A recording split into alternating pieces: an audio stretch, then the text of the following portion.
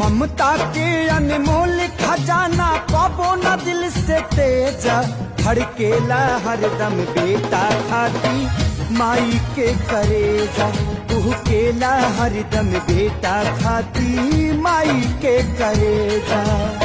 ए भैया, आज हम जौन सुनावतानी अपना माई से सुन ले बनी कि माई के ममता का होला और बेटा के दिल का होला।